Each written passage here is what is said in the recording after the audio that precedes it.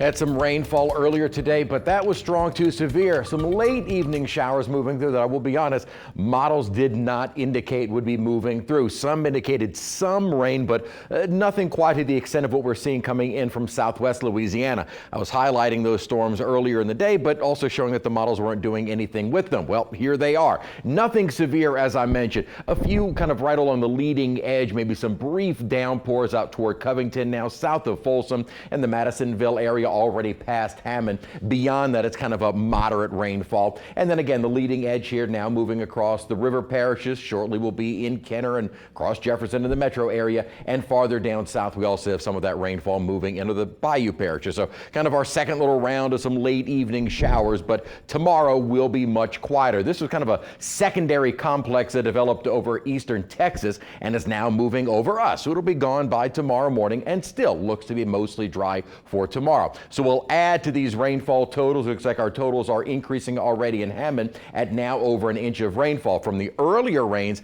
it was primarily focused from the lake that moved into Slidell and then right along the Mississippi coast. However, we're going to add to some of our rainfall totals as these showers are moving in. At the moment, mostly cloudy skies, decent visibility. Now, we may see some fog overnight. At the moment, we're not under a fog advisory, but the temperatures, if they're able to cool down to these dew points, it may start to form a bit of fog, but that may be a far cry from where the temperatures are right now. Don't see them dropping a whole lot more through the night. In the lower, mid, and some upper 60s, and dew points in the 60s. So we would need to see the temperatures drop several more degrees before we would see that humidity bump up to near 100%. Winds kind of light, and notice out of the northerly direction. So at least for the time being, our humidity shouldn't be skyrocketing, and it actually is not a bad night tonight. And hopefully we'll kind of keep that slightly drier air in place for tomorrow, because we're not going to really see a cool Saturday for the parades going on. Here is kind of the culprit of why we're getting this rainfall. Big upper level low sending these little disturbances our way.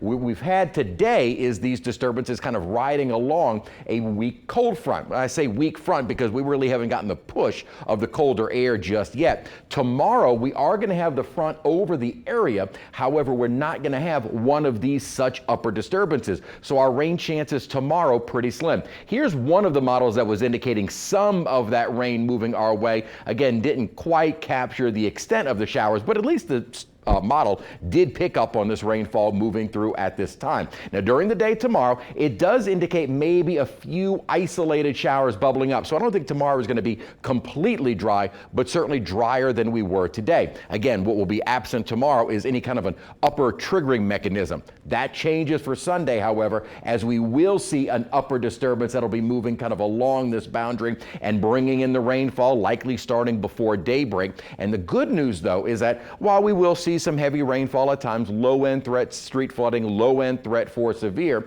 by around the noon hour, most of this rainfall should be gone. This little disturbance will be moving on, and then right behind it, we're finally going to get that surge of colder and drier air from an upper trough that will bring in a pretty decent temperature drop as we get the week started. Not going to last for long, as mid-March now, but at least we will see a few days of cooler, drier air. Finally, that big upper level low I was pointing out, it will start finally moving to the east, and that will bring us a chance for some showers on Thursday, but then clearing out by Friday.